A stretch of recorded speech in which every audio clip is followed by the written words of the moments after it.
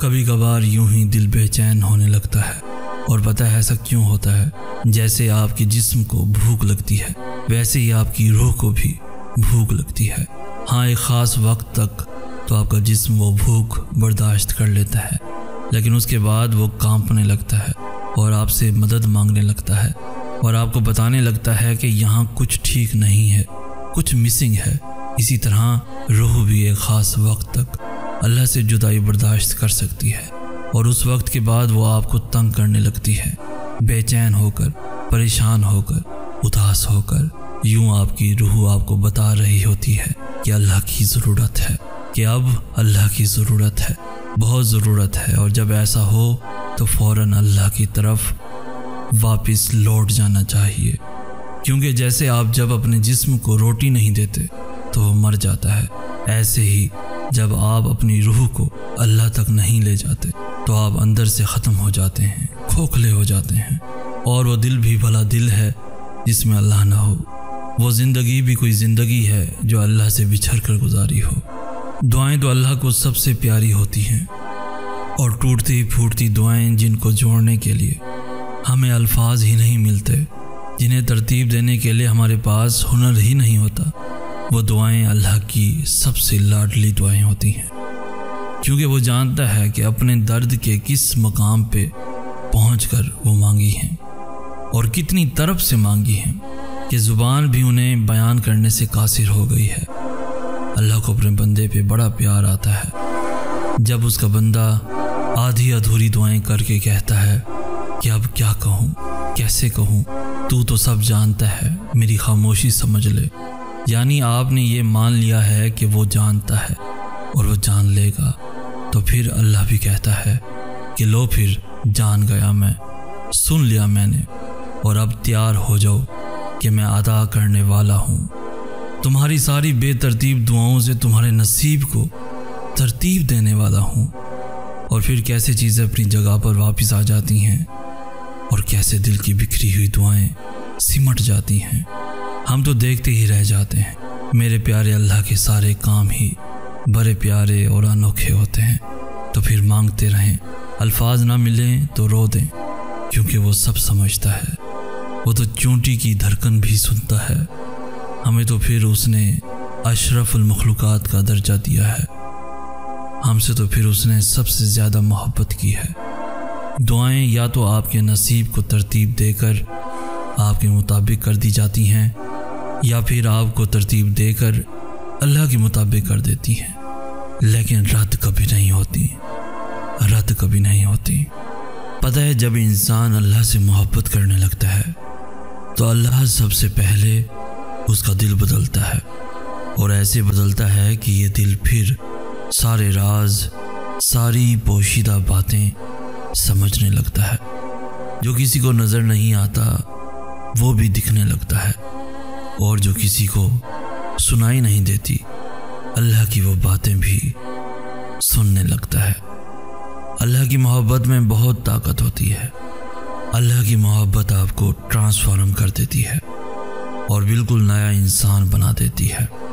ایسا انسان جو ہر چیز میں، ہر انسان میں اچھائی ڈھونڈنے لگتا ہے، ایسا انسان جو برائی میں بھی مصلحت تلاش کرنے لگتا ہے، ایسا انسان جو مشکلات کے باوجود بھی اچھے دنوں کی امید رکھتا ہے، ایسا انسان جو اللہ کی طرف سے آنے والی ہر چیز کو اس کی رحمت سمجھتا ہے، پھر وہ خوشی ہو یا پھر آزمائش، یہی فرق ہے انسان کی اور اللہ کی محبت میں۔ مجھے لگتا ہے کہ ہمیں شاید اللہ سے محبت کرنا سکھایا ہی نہیں گیا، اس لیے ہمیں لگتا ہے کہ محبت توڑ دیتی ہے۔ اگر اللہ سے محبت کرنا سیکھی ہوتی تو سمجھ آتی کہ محبت تو جوڑ دیتی ہے، محبت تو پہلے سے بہتر بنا دیتی ہے، محبت تو برائی سے دور کر دیتی ہے، محبت تو بدل دیتی ہے، محبت تو آپ کو ایک مضبوط اور باکردار انسان بنا دیتی ہے۔ اور جو محبت ایسا نہیں کرتی، کیا وہ واقعی محبت ہے؟ ہم دعاؤں کی طاقت کو بہت انڈر ایسٹیمیٹ کرتے ہیں، حالانکہ قرآن کھول کر دیکھا جائے تو سارے معجزے، سارے کرشمے، سارے منظر، سارے نصیب صرف دعاؤں سے ہی بدلے ہیں۔ دعائیں کیا ہیں کبھی آپ نے سوچا ہے؟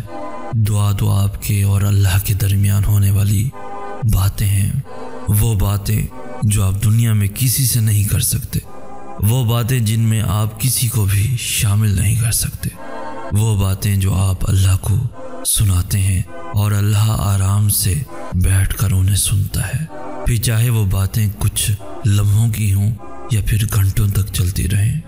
اب ذرا سوچیں کہ دو جہانوں کا خالق خصوصی طور پر صرف آپ کی باتیں سننے کے لیے آپ کے ساتھ بیٹھتا ہے، آپ کا دوست بن کر، آپ کا رازدار بن کر، آپ کا مالک بن کر، آپ کا خیر خواہ بن کر، صرف آپ کے لیے وہ اپنا وقت نکالتا ہے، حالانکہ آپ کیا ہیں اس کے سامنے؟ کچھ بھی تو نہیں، پھر بھی وہ آپ کو اپنا وقت دیتا ہے اور یہ نہیں کہتا کہ اور کتنا بولو گے، بلکہ وہ کہتا ہے بولتے رہو، مجھے یاد کرتے رہو، میں بھی سنتا رہوں گا اور تمہیں یاد کرتا رہوں گا۔ تو پھر اب بتاؤ کہ اب بھی ڈرنے کی کوئی گنجائش ہے؟ کیا اب بھی کوئی وسوسے باقی ہیں قبولیت کے حوالے سے؟ جب اللہ سے سن لیا ہے سب تو ساری فکروں سے آزاد ہو جاؤ، کیونکہ تمہارا یہ کام اب اس نے اپنے ذمے لے لیا ہے اور اس سے بہترین ذہانت والا اور کوئی نہیں۔ جس چیز میں اللہ سے رائے لی جائے اس میں پھر دنیا کی رائے نہیں لی جاتی۔ انسانوں سے کبھی بھی کچھ بھی نہیں مانگنا چاہیے، کیونکہ انسان آپ کو کچھ بھی نہیں دے سکتا۔ انسان تو اپنی ایک سانس کا قرض بھی اللہ کو ادا نہیں کر سکتا، تو پھر انسان آپ کو کیا دے گا؟ اس لیے ہمیشہ خالق سے مانگیں، کیونکہ اسی نے ان انسانوں کو بھی بنایا ہے جن کے پیچھے آپ بھاگتے رہتے ہیں۔ آپ اللہ سے مانگیں، کیونکہ صرف وہی ہے جو آپ کو دے سکتا ہے۔ مشورہ بھی اللہ سے کیا کرو اور مدد بھی اللہ سے مانگا کرو۔ دنیا پھر جو بھی کہے، دنیا پھر جس چیز کا دعویٰ کرے، آپ نے بس اللہ پہ یقین رکھنا ہے، پھر دیکھیں کیسے یہ دنیا بھی آپ کو ملتی ہے اور وہ دنیا بھی۔ تم ابھی ان لوگوں کو دیکھ کر جن کو وہ سب مل گیا جو تم اپنی دعاؤں میں کئی سالوں سے مانگ رہے ہو، سوچتے ہوگے کہ وہ کتنا خوش نصیب ہیں، جبکہ مجھے تو اللہ نے وہ دیا ہی نہیں، تو شاید مجھ سے اللہ ان جیسا پیار نہ کرتا ہو، حالانکہ اللہ ہم سب سے ایک جیسی محبت کرتا ہے۔ انہیں جلدی اس لیے مل گیا ہے کیونکہ یہ ان کا وقت ہے، اور ہماری دفعہ دیر اس لیے ہو رہی ہے کیونکہ ابھی ہمارا وقت آنا ہے، ابھی دعاؤں کا وقت ہے، اس لیے اللہ نے ہمیں دعاؤں میں لگا رکھا ہے۔ اس کے بعد قبولیت کا وقت بھی آئے گا، اور جب آئے گا تب تم دیکھو گے کہ اللہ نے تم سے کتنا پیار کیا ہے۔ اللہ کا جواب ضرور آئے گا، کیونکہ یہی وعدہ ہے اللہ کا۔ اللہ تمہیں تمہاری چاہ سے ہی نوازے گا، لیکن تب جب وہ چاہے گا۔ تو دوسروں کی قبول ہوتی دعائیں دیکھ کر خوش ہوا کرو، کیونکہ ان کے بعد تمہارا وقت ہے، اور تمہارا وقت سب سے بہترین وقت ہوگا، کیونکہ وہ اللہ کی رضا سے آئے گا اور اللہ کے معجزے لے کر آئے گا۔